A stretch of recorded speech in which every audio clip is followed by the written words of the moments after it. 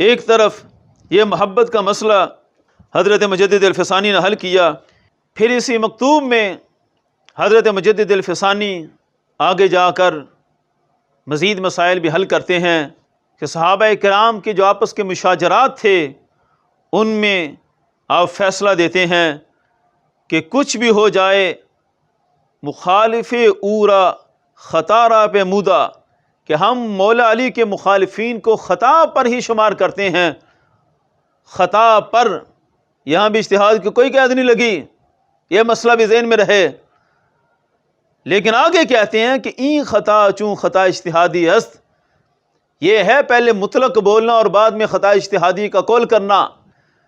مجدد الفسانی نے پہلے مطلق کہا کہ وہ مخالفین خطا پر تھے، مطلق خطا بول کر کہا کہ اس خطا سے ہماری مراد خطا اجتہادی ہوتی ہے، تو اس لیے کہتے ہیں از ملامت و طعن دور است، کہ اس میں کوئی ملامت اور کوئی طعن نہیں ہوتا۔ پھر فرماتے ہیں زلات اشارہ بر محامل نیک حمل باید نمود، این است مذہب اہل سنت دری مسئلہ۔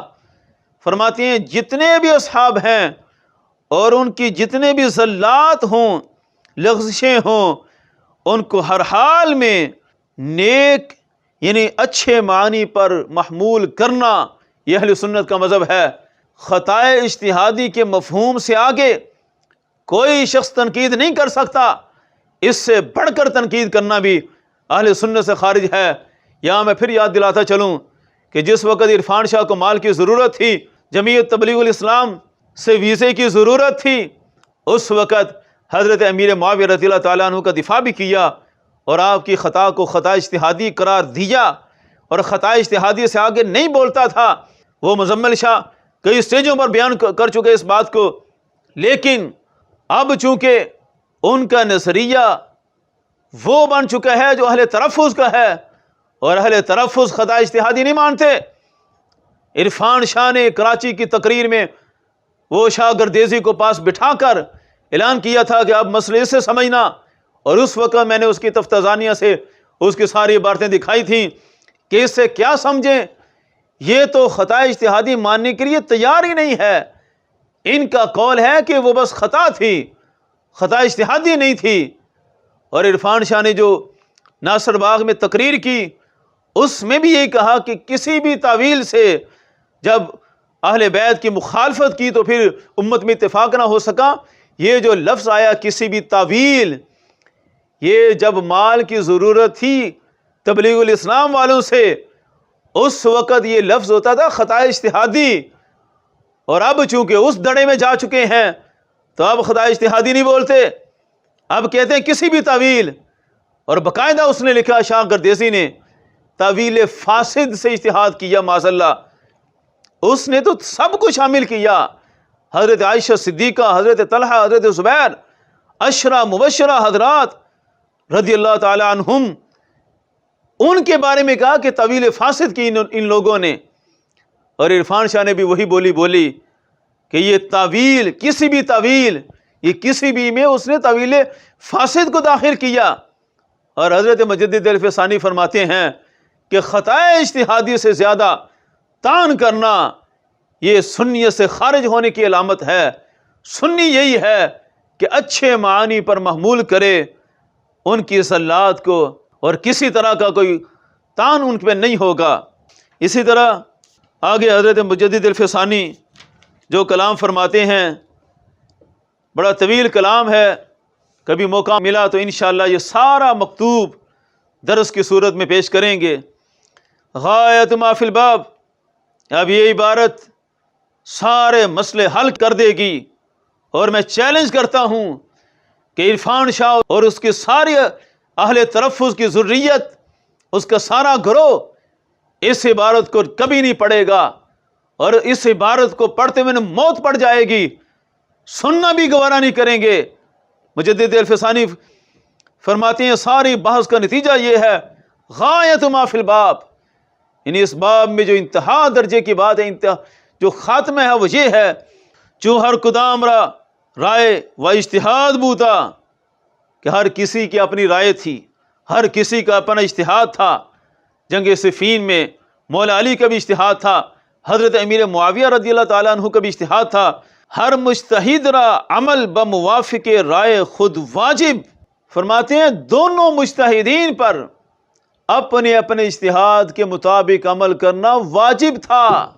فرماتے ہیں حضرت امیر معاویہ کا عمل اجتہاد پر مبنی تھا، اور اجتہاد کی بنیاد پر ان کے اوپر واجب تھا کہ وہ اپنے اجتہاد کے پابند رہیں، اور تم لوگ کہتے ہو ان سے طویل فاسد ہوئی، اور پھر بعد میں جو تفتزانی نے جو کچھ نقل کیا ہے وہ تو کبھی سنی بیان ہی نہیں کر سکتا۔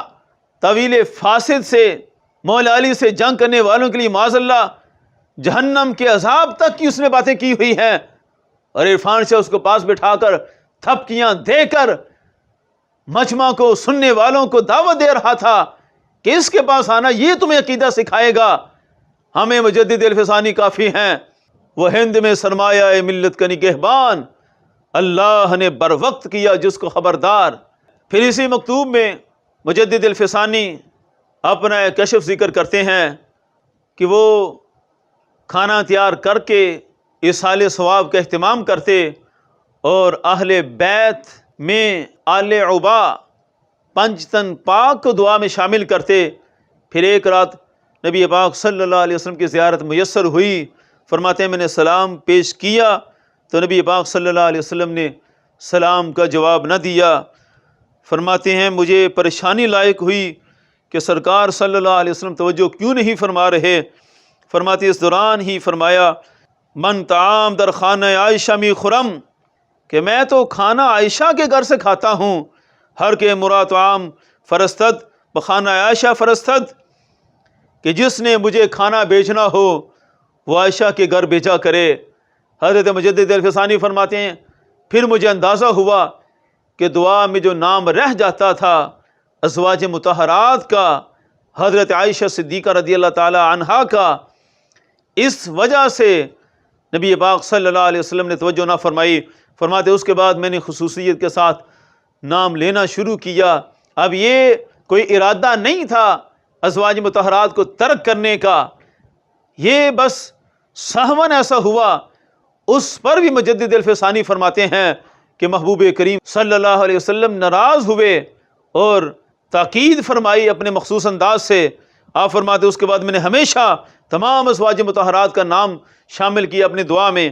آپ نتیجہ نکالتے ہیں بس ازار و عیسیٰ کہ بحضرت پیغمبر علیہ وآلہ والسلام از راہ حضرت صدیقہ برست زیادہ ازار و ایزاست کہ از راہ حضرت امیر برست۔ فرماتے ہیں اس سے میں نتیجہ یہ نکالتا ہوں کہ حضرت عائشہ صدیقہ رضی اللہ تعالی عنہا ان کو تکلیف دے کر سید عالم صلی اللہ علیہ وسلم کو ناراض کرنا، تکلیف دینا، یہ زیادہ ہے اس تکلیف سے جو مولا علی رضی اللہ تعالیٰ عنہ کو دی جائے۔ یہ پورا مکتوب بڑا طویل ہے، اس کا خلاصہ میں بیان کرتا ہوں، آپ نتیجہ نکال رہے ہیں۔ فرماتے ہیں ایک ہے حضرت عائشہ صدیقہ رضی اللہ تعالیٰ عنہا کو ناراض کرنا، اور ایک ہے مولا علی کو ناراض کرنا۔ آپ فرماتے ہیں عائشہ صدیقہ رضی اللہ تعالیٰ عنہا کی ناراضگی یہ زیادہ اشد اور سخت ہے، اور یہ زیادہ مؤثر ہے سید عالم صلی اللہ علیہ وسلم کی ناراضگی کے لیے۔ حضرت عائشہ صدیقہ رضی اللہ تعالیٰ عنہا کو جو ناراض کر بیٹھا، سمجھ لے کہ اس نے سید عالم صلی اللہ علیہ وسلم کو ناراض کیا۔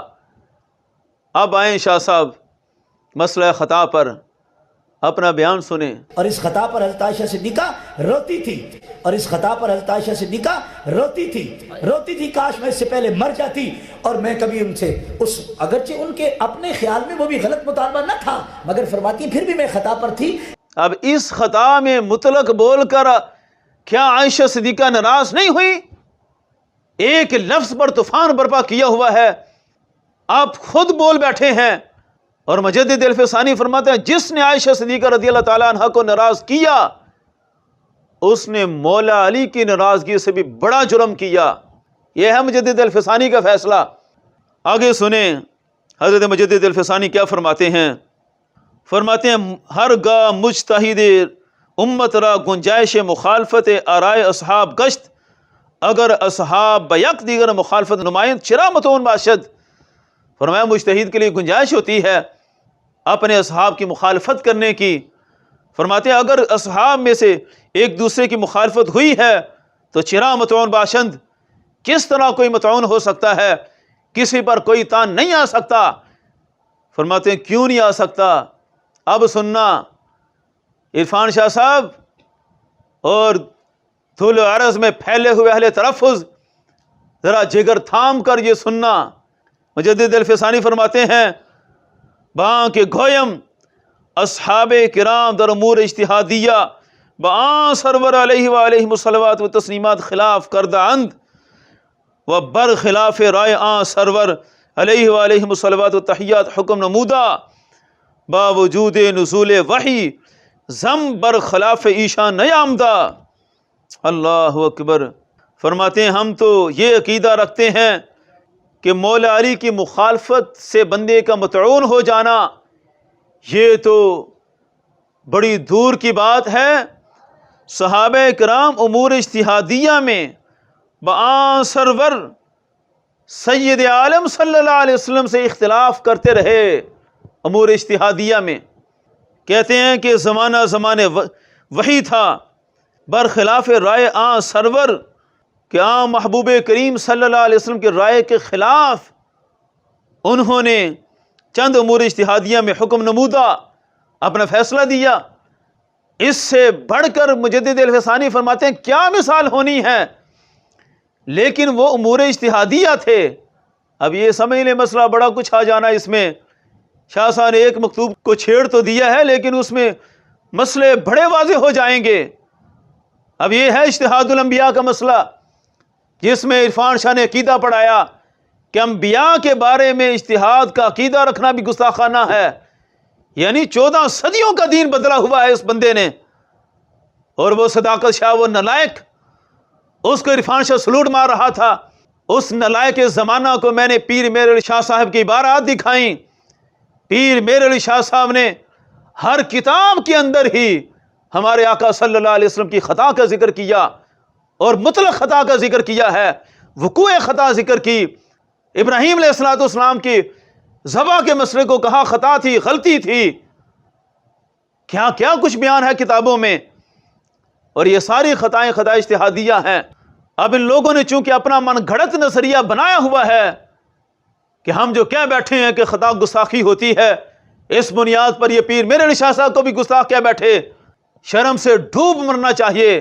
اہل تلفظ جنہوں نے روافظ کا نظریہ لیا ہوا ہے، اور وہ جو جس نظریے پر ہیں کہ مولا علی کی شان سید عالم صلی اللہ علیہ وسلم سے بھی زیادہ ہے، عرفان شاہ اور اس کا اہل تلفظ کا ٹولہ اسی نظریے پر ہے۔ بس بات کرتے ہوئے، منہ سے بولتے ہوئے شرم آتی ہے ان کو۔ آج بولیں اس کلام پر، مجدد الفسانی کے کلام پر بات کریں۔ مولا علی کی مخالفت میں تو سب کو متعون کر دیا۔ مجدد الفسانی فرماتے ہیں سید عالم صلی اللہ علیہ وسلم کی بھی امور اجتہادیہ میں مخالفت کوئی موجب تان نہیں ہے۔ اب یہ نہ اٹھ کر کہہ دیں کہ ہم کہتے ہیں موجب تان۔ مجدد الفسانی فرماتے ہیں کہ زمانہ نزول وحی کا تھا، یہ کون ہوتے ہیں فیصلہ کرنے والے؟ رب نے فیصلہ دیا ہوا ہے کہ ان کی مخالفت کرنا ان کی خواہشات پر نہیں تھا، وہ امور اجتہادیہ تھے۔ آگے مجدد الفسانی فیصلہ فرماتے ہیں کہ یہ نہ سمجھنا کہ صحاب مخالفت کرتے، صحاب تو دل و جان قربان کرتے، اپنی نسلیں قربان کرتے، جب کلام کرتے تو فدا کا ابی و امی کا کلام کرتے، وہ تو ہر وقت فدا تھے۔ لیکن سید عالم صلی اللہ علیہ وسلم کی تربیت تھی، امت کو اجتہاد کا عملی درس بھی دینا تھا، اور ہر کام میں ہمارے آقا صلی اللہ علیہ وسلم نے عملی تبلیغ کو ترجیح دی ہے۔ اس لیے فرمایا اجتہاد میں بھی صحابہ کی تربیت فرما کر گئے ہمارے آقا صلی اللہ علیہ وسلم۔ یہ خلاصہ ہے سارے کلام کا۔ آگے پھر حضرت مجدد الفسانی 2 مثالیں ذکر کرتے ہیں، یہاں پر کسی کو اعتراض نہ ہو جائے کہ کون سے امور تھے اجتہادیہ۔ اب دونوں مثالیں ذکر کرتے ہیں کہ در اسارہ بدر اختلاف عظیم واقع شدہ بود، کہ بدر کے قیدیوں کے بارے میں جو اختلاف واقع ہوا تھا کہ ان کا فیصلہ کیا ہونا چاہیے، فرمایا اس میں بھی امور اجتہادیہ والا معاملہ تھا، اور صحابہ کرام کی رائے میں اختلاف رائے تھا، وہ امر اجتہاد تھا، اور اللہ کی بارگاہ میں جو پسندیدہ رائے تھی وہ حضرت عمر فاروق رضی اللہ تعالیٰ عنہ کی تھی۔ اہل علم اس کی تفصیل کو سارا جانتے ہیں، اشارہ کافی ہے۔ دوسری مثال حدیث کرتاس کی دیتے ہیں، جو مشہور حدیث کرتاس، سید عالم صلی اللہ علیہ وسلم نے کاغذ اور قلم طلب کیا تھا اور صحابہ کرام میں اختلاف ہوا۔ یہاں بھی فرماتے ہیں کہ حضرت عمر فاروق رضی اللہ تعالیٰ عنہ کا اجتہاد وہ درست تھا، اور سید عالم صلی اللہ علیہ وسلم کا بھی جو فیصلہ تھا وہ بھی فرماتے ہیں کہ امر اجتہاد میں سے ہونا تھا۔ مجدد الفسانی یہ فرما رہے ہیں، یہ ہماری اپنی کوئی رائے نہیں ہے، یہ پورے 2 صفحات پر پھیلا ہوا کلام ہے، اس لیے میں اختصار سے بیان کر رہا ہوں، جس کو تفصیل دیکھنی ہو وہ خود ہی یہاں آ کر دیکھ لے۔ آخر میں مسئلہ خطا کو بھی واضح کرتے ہوئے اسی مکتوب میں مجدد الفسانی مسئلہ حل کرتے ہیں، فرماتے ہیں ابھی جو مسئلہ بیان ہوا کہ سید عالم صلی اللہ علیہ وسلم کی بھی امور اجتہادیہ میں صحابہ کرام نے مخالفت کی اور بعض کا صحابہ کی رائے ہی درست ٹھہری، فرماتے ہیں اس پر سوال پیدا ہوتا ہے، چون در احکام اجتہادیہ احتمال خطا را گنجائش شد، یہ ہے خطا۔ اب یہ ہے ہمارے متکلمین، ہمارے صوفیاء، ہمارے محدثین سب کا انداز کہ جہاں بھی لکھا مطلق لکھا ہوا ہے، اب ہے مطلق۔ اب عرفانی ٹولہ اگر آئے گا کہے گا یہ دیکھو مطلق، اور مطلق تو ہے تو ہی گستاخی ہے، اور خود جتنا مرضی بول دیں کوئی گستاخی نہیں ہے۔ یہ مطلق بول کر ہی ہمارے علماء اجتہادی مراد لیتے رہے، اور اس کا بڑے صریح لفظوں میں عبد المجید سعیدی نے بھی اپنی کتاب میں اعتراف کیا کہ خطا تو لفظ مشترک ہے، اور اس کا باقاعدہ کا معنی خطا اجتہادی ہے۔ وہی مجدد الفسانی فرماتے ہیں پھر سوال یہ پیدا ہوتا ہے کہ در احکام اجتہادیہ میں جب خطا کا احتمال ہے تو پھر احکام شرعیہ کہ جو نبی پاک صلی اللہ علیہ وسلم سے منقول ہیں، چگونا نمودہ آیت، ان کا حکم کیا ہوگا، ان کے بارے میں کیا رائے رکھیں؟ آپ فرماتے ہیں احکام اجتہادیہ در ثانی الحال احکام منزلہ سماوی گشت است۔ ثانی الحال، یہ ثانی الحال مسئلے کا حل ہے۔ فرماتے ہیں امور اجتہادیہ ثانی الحال کہ آخر کار نتیجتاً دوسرے مقام پر جا کر بالآخر وہ احکام منزلہ و سماوی بن جاتے ہیں، زیرا کہ بر خطا مقرر داشتن انبیاء جائز نیست، کیونکہ خطا پر انبیاء کا باقی رہنا جائز نیست، یہ ممکن نہیں ہے۔ فرماتے ہیں خطا کا وقوع ہے لیکن خطا پر باقی نہیں رہتے۔ انبیاء کا اجتہاد یہ ہوتا ہے کہ امور اجتہادیہ میں خطا واقع ہو جائے تو اللہ اپنے انبیاء کو خطا پر باقی نہیں رکھتا۔